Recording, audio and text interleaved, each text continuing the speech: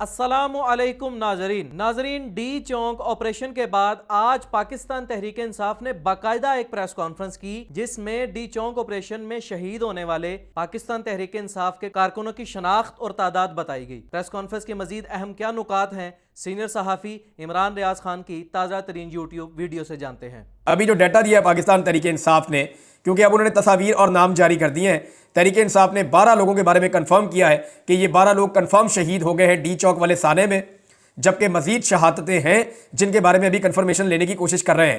باقاعدہ press conference کر کے تحریک انصاف نے بتایا طارق خان شہید شانگلہ سے، تاج دین شہید چارسدہ سے، محمد الیاس اورکزئی شہید کوہاٹ سے، عمران عباسی شہید یہ مری سے، اور عبد القادر شہید یہ ایبٹ آباد سے، مبین ملک شہید ایبٹ آباد سے، احمد ولی محمد شہید پشین سے، عبد الرشید شہید اور یہ جناب قلعہ سیف اللہ سے، ملک صدر علی شہید مردان سے، محمد علی شہید یہ بھی کوئی خیبر پختونخوا کا علاقہ ہے، سردار شفیق خان شہید ڈیرہ غازی خان سے، اور انیس ستی شہید اور یہ کوٹلی سے جی اور مری سے۔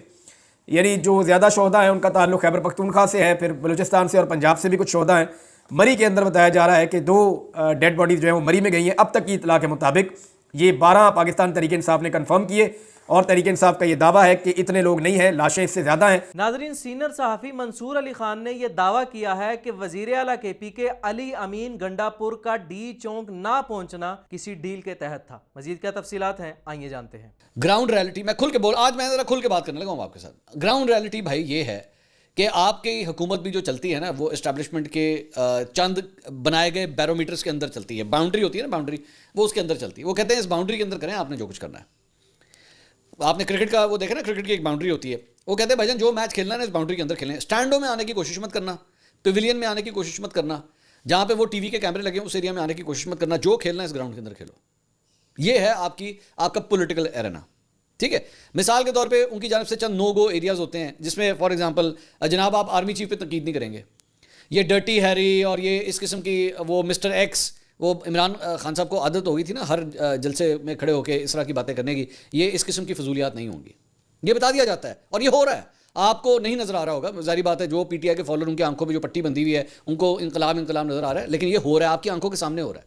اور میں بار بار آپ کو یہ کہہ رہا ہوں کہ آپ نوٹ کریں کہ یہ ساری فضولیات جو ہیں یہ ختم ہو گئی ہیں، اب اس قسم کی کوئی باتیں نہیں ہو رہی، ٹھیک ہے۔ یہ ایک آپ سمجھ لیجئے کہ ایک انسپوکن ان ریٹن ایک معاہدہ ہوا ہے آلریڈی، کہ ٹھیک ہے آپ بیٹھ کے نون لیگ کو برا بھلا کہیں، آپ وزیر اعظم کے اوپر کہیں، آپ وزیر داخلہ کو کہیں، پالیٹکس کھیلیں، یہ سب کچھ ٹھیک ہے، ادھر اس سائڈ پہ آنے کی کوشش مت کریں۔ اگر ادھر آؤ گے نا تو یہاں سے جو ہیٹ محسوس ہوگی وہ آپ برداشت نہیں کر پاؤ گے۔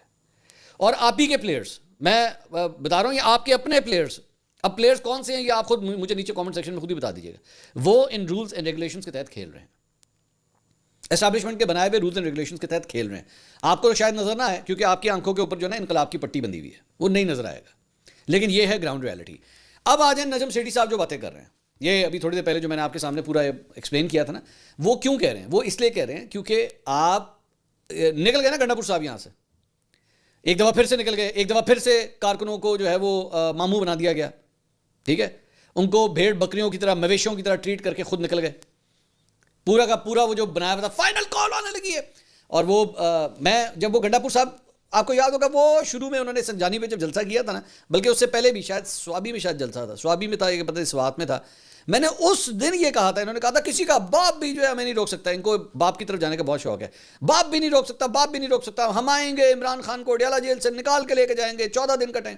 میں نے کیا لفظ استعمال کیا؟ میں کہا رنگ بازی، ساری رنگ بازی ہو رہی ہے، سب کی سب رنگ بازی ہو رہی ہے۔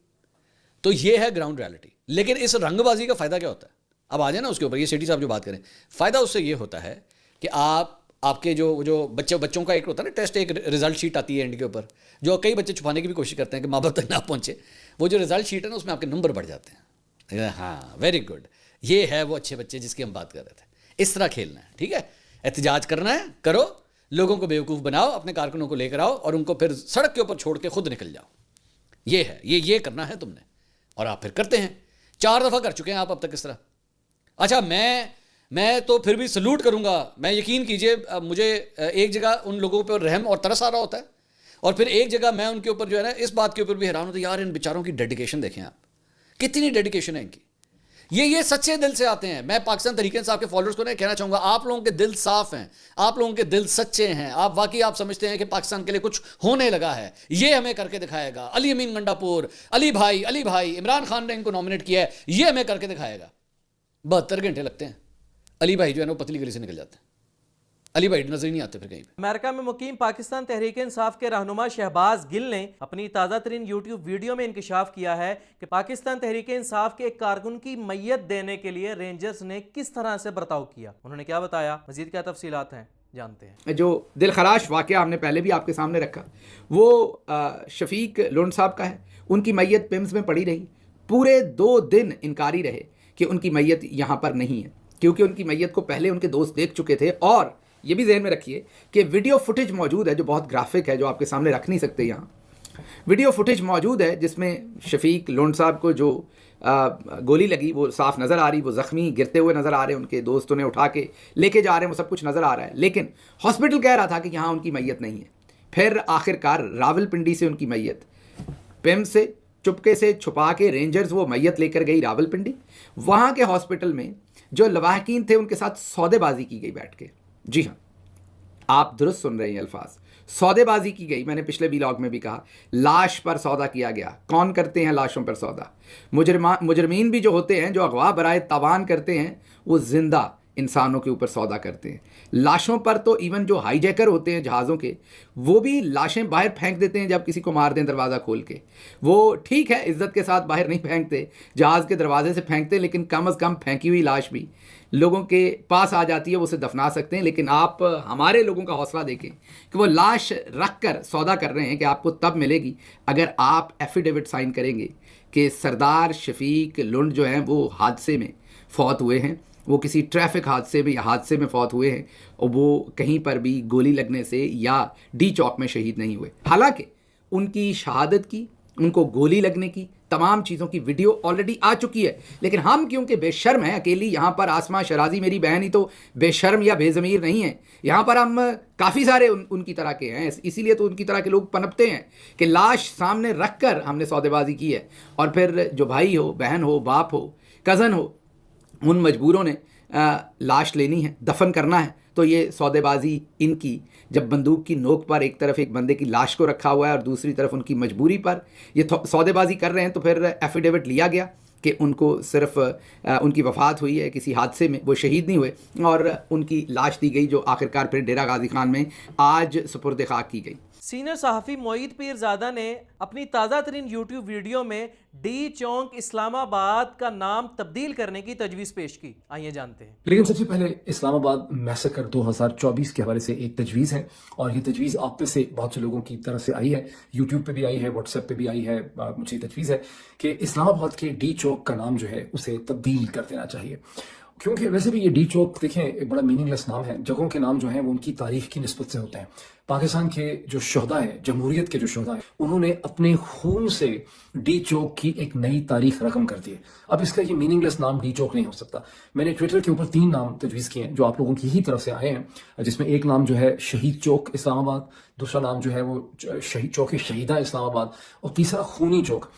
یہ ٹویٹر کا جو میرا ٹویٹ ہے کہ میں اسکرین کے اوپر آپ کے ساتھ شیئر کرتا ہوں. اب تک جو میں نے اس کو دیکھا تھا تھوڑی دیر پہلے, اس میں ایسا لگ رہا ہے کہ بہت زیادہ لوگ یہ سمجھ رہے ہیں کہ اس کا نام خونی چوک ہونا چاہیے.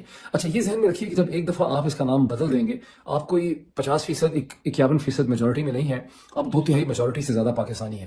جب آپ اس کا نام ڈیسائیڈ کر لیں گے کہ ہم نے اس کا نام شہید چوک رکھنا ہے یا ہم نے اس کا نام خونی چوک رکھنا ہے, پھر یہ میٹر نہیں کرے گا کہ شہباز شریف زرداری اور عاصم رجیم اس کا کیا نام امپوز کرتے ہیں. اس کا نام جو ہے نا وہ تبدیل ہو جائے گا. آپ دیکھیے کہ لاہور کے اندر جو مال روڈ ہے اس کو ٹریفک پولیس والا بھی مال روڈ ہی کہتا ہے, اس کو ٹیکسی والا بھی مال روڈ ہی کہتا ہے, اس کو اوبر والا بھی مال روڈ ہی کہتا ہے, اس کو سرکاری ملازم بھی مال روڈ ہی کہتا ہے, اس کو وکیل بھی مال روڈ ہی کہتا ہے.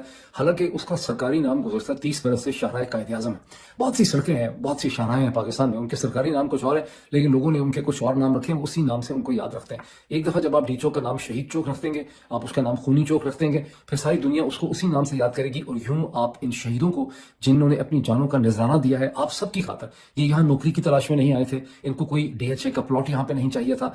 ये ठंड में, इस शदीद सर्दी में, इनके पाँवों में जूते भी प्रॉपर नहीं थे, इनके तन पे, बदन पे कपड़े भी अक्सर ठीक नहीं थे। ये यहाँ आए थे पाकिस्तान की मोहब्बत में और आप सबकी जिंदगियां और उसके मुस्तकबिल को बेहतर करने के लिए। तो पहला ट्रिब्यूट जो हम देंगे नैरेटिव शेपिंग का, वो हम देंगे कि हम डी चौक का नाम जो है वो बदल देंगे। नाजरीन, पाकिस्तान तहरीक इंसाफ की सीनियर क़यादत जो कोट लखपत जेल लाहौर में कैद है, आज उन्होंने इमरान खान के नाम एक इंतहाई अहम खत लिखा। खत का क्या मतन है, क्या तफसीलात हैं, आइए जानते हैं। शाह महमूद कुरैशी, इजाज चौधरी, यास्मीन राशिद, उमर सरफराज चीमा और महमूद रशीद ने अपनी पार्टी क़यादत को एक खत लिखा है। ये वो लोग हैं जिनको सलाम करने को दिल करता है। कल क्या करेंगे ये लोग मुझे नहीं पता, कल इन्होंने क्या किया था मुझे ये भी नहीं पता। मैं ना गुजरे कल की बात कर रहा हूं, ना आने वाले कल की बात कर रहा हूं, मैं आज की बात कर रहा हूं। आज शाह महमूद कुरैशी पार्टी के साथ खड़ा है और वो बेगुनाह मुकदमों में है इस वक्त। ये जो 9 मई के मुकदमे शाह महमूद पर है, और शाह महमूद हों या परवेज इलाही, ये दो वाहिद बंदे हैं जिन पे 9 मई का मुकदमा नहीं बनना चाहिए था, क्योंकि ये कभी भी पाकिस्तान तहरीक इंसाफ और इस्टेब्लिशमेंट की लड़ाई के हक में नहीं थे, और ये दोनों वो थे जो दरमियान में ब्रिज का किरदार अदा कर रहे थे। और इन दोनों को सजा सिर्फ ये मिली है कि इन्होंने पार्टी को छोड़ा नहीं है, प्रेस कॉन्फ्रेंस नहीं की, जैसे बाकी करके छोड़ गए और आज दूध के धुले हैं। और जो छोड़ने वाले हैं पाकिस्तान तहरीक इंसाफ को, जो छोड़ चुके हैं प्रेस कॉन्फ्रेंस करके, उनमें बहुत सारे ऐसे हैं जो उस वक्त कहते थे लेके रहेंगे आज़ादी, तेरा बाप भी देगा आज़ादी। वो चूंकि उन्होंने प्रेस कॉन्फ्रेंस की और पतली गली से निकली। तो ये शाह महमूद कुरैशी, इजाज चौधरी, यास्मीन राशिद, उमर सरफराज चीमा, महमूद रशीद या परवेज इलाही साहब आजकल वो घर में है और उनकी सेहत कैसी है मैं उस हवाले से कुछ नहीं कह सकता, क्योंकि वो कोई अच्छी सेहत नहीं है उनकी, और उनका एक चेकअप होना है बाहर जो उनको जाने की इजाज़त भी नहीं मिल रही। और बाकी उनकी फैमिली, उनकी भांजी के भतीजी बसमा चौधरी और उनकी बेगम हर मुजाहरे में होती हैं, हर धरने में होती हैं, जहाँ भी धरने का कोई प्रोग्राम हो या जहाँ सड़क पे धरना दे के बैठना हो, हर जलसे में होती हैं। खैर, शाह महमूद कुरैशी, इजाज चौधरी, यास्मीन राशिद, उमर सरफराज चीमा, महमूद रशीद, ये वो लोग हैं जो आज पार्टी के साथ खड़े हैं और कोट लखपत जेल में हैं। उन्होंने अपनी पार्टी को एक खत लिखा है कि सरेदस्त इस्तिजाजी तहरीक मुअत्तल कर दी जाए। पाकिस्तान तहरीक इंसाफ को कोट लखपत जेल के उनके सियासतदान, उनके बड़े तहरीक इंसाफ के कह रहे हैं कि फिलहाल इस्तिजाजी तहरीक मुअत्तल कर दी जाए और 27 नवंबर के कत्ले आम पर मुल्क गीर सोग का ऐलान किया जाए। मुल्क भर में ताज़ीती इजलास और फातह खानी की जाए।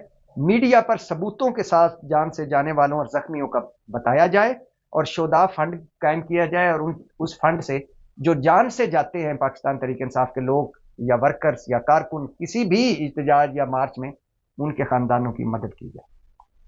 तो सबसे अहम बात वो है कोट लखपत जेल के कैदी जो पार्टी के साथ खड़े हैं, मजनू खाने वाले चूरी नहीं, जो पार्टी के साथ खड़े हैं। और ऐसे लोग सरमाया होते हैं किसी भी पार्टी के लिए कि जो मुश्किल वक्त में पार्टी के साथ खड़े होते हैं। वो कह रहे हैं कि सरे दस्त इस्तिजाजी तहरीक मुअत्तल की जाए। और इस खत का उन्होंने ये इमरान खान को खत लिखा है और कहा है कि इमरान खान तक खत पहुंचाया जाए, और अगर वो इसकी मंजूरी दें तो ये फौरी तौर पर किया जाए। जी नाजरीन, ये थी अब तक की अपडेट। मज़ीद अपडेट्स के लिए चैनल को लाइक और सब्सक्राइब ज़रूर कीजिए।